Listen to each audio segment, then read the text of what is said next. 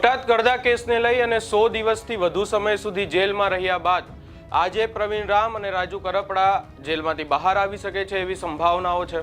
શું છે સમગ્ર મામલો, વિગતે ચર્ચા કરીશું। નમસ્કાર, હું છું ઉજ્જવલ અને આપ જોઈ રહ્યા છો નિર્ભય ન્યૂઝ। બોટાદ કરદાકાંડની વાત કરવામાં આવે તો બોટાદના હળદર ગામમાં રાજુ કરપડા અને પ્રવીણ રામની એક સભા હતી અને એ સભા દરમિયાન આપણને બધાને ખબર છે કે હોબાળો થયો અને ત્યારબાદ પોલીસ સાથે જે ખેડૂતો છે, ત્યાંના ગામના લોકો છે, એમની સાથે ઘર્ષણ થયું। ત્યારબાદ રાજુ કરપડા અને પ્રવીણ રામને આ આખી બાબતને લઈ અને જેલ હવાલે કરવામાં આવ્યા હતા। ત્યારે હવે આ આખી બાબતને 100 દિવસથી વધુ સમય સુધી જેલમાં રહ્યા બાદ રાજુ કરપડા અને પ્રવીણ રામના જો કેસની વાત કરવામાં આવે તો આખા કેસની દલીલો હવે પૂર્ણ થઈ ગઈ છે। આજે ચુકાદો આવી શકે છે એવી સંભાવનાઓ છે। આ આખી બાબતમાં એક વચ્ચે કેસ બીજો પણ સામે આવ્યો હતો। એ કેસ સામે આવ્યો હતો વિડીયો કેસનો, કારણ કે જે સોશિયલ મીડિયા ઉપર પ્રવીણ રામ અને રાજુ કરપડાના જે સોશિયલ મીડિયા છે તેની ઉપર વિડીયો મૂકવામાં આવી રહ્યા હતા। આ બાબતને લઈને પણ એક કેસ કરવામાં આવ્યો હતો। એ કેસની જો વાત કરવામાં આવે તો એની અંદર બંનેના જામીન મંજૂર થઈ ગયા છે। અને જો આજની વાત કરવામાં આવે તો અહીંયા આમ આદમી પાર્ટીના નેતા સાગર રબારી દ્વારા એક પોસ્ટ કરવામાં આવી છે।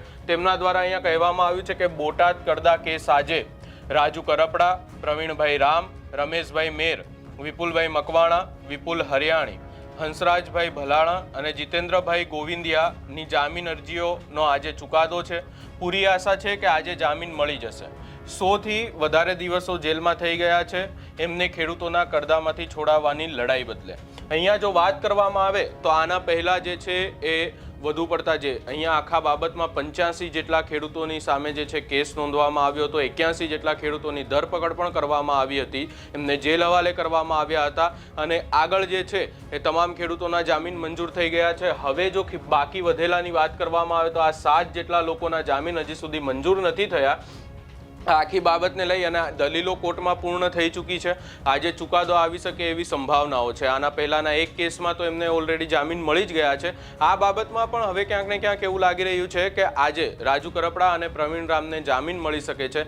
આખા જો બોટાદના કરડા કેસની વાત કરવામાં આવે તો બોટાદમાં કરડાને લઈ અને બોટાદ માર્કેટિંગ યાર્ડમાં આખી બાબતને લઈ અને સવાલો ઊભા થયા હતા।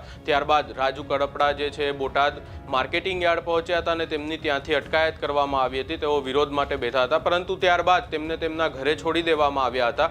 અને જો ફરી વાત કરવામાં આવે તો ફરી એકવાર આખા જે છે આ સભાની વાત કરવામાં આવી હતી, પરંતુ પરમિશન નહોતી મળી। તે છતાં રાજુ કરપડા અને પ્રવીણ રામ બોટાદના હળદર ગામ પહોંચ્યા હતા અને ત્યાં આખી સભા કરવામાં આવી। ત્યારબાદ ત્યાંથી તેઓ બંને ફરાર થઈ ગયા હતા। ત્યારબાદ આપણે જોયું કે અનેક ચર્ચાઓ થઈ અને આખરે અમદાવાદમાં આમ આદમી પાર્ટીની એક ક્યાંક ને ક્યાંક મિટિંગ મળવાની હતી, ત્યાંથી રાજુ કરપડા અને પ્રવીણ રામની ધરપકડ કરી લેવામાં આવી હતી। ત્યારબાદ તેમના જામીનો મૂકવામાં આવ્યા હતા, પરંતુ એ પણ નામંજૂર કરવામાં આવ્યા હતા અને એમને જેલ હવાલે કરવામાં આવ્યા હતા। ત્યારબાદ અનેકવાર જામીન અરજીઓ મૂકવામાં આવી, પરંતુ કોઈકવાર પોલીસ દ્વારા જે છે આખી બાબતને લઈ અને ચાર્જશીટ નથી બની, એટલા માટે ડિલે થઈ રહ્યું હતું। ત્યારબાદ એફિડેવિટને લઈને પણ ડિલે થયું, પરંતુ હવે આ આખી બાબતમાં ચાર્જશીટ, એફિડેવિટ તમામ જે છે કાયદાકીય કાર્યવાહી થઈ ચૂકી છે। વિવાદો અને જો બંનેની દલીલોની વાત કરવામાં આવે તો બંને પક્ષના દલીલો પણ પૂર્ણ થઈ ગયા છે અને હવે આજે એવી પૂર્ણ સંભાવનાઓ છે કે રાજુ કરપડા અને પ્રવીણ રામ આખરે જેલની બહાર આવશે।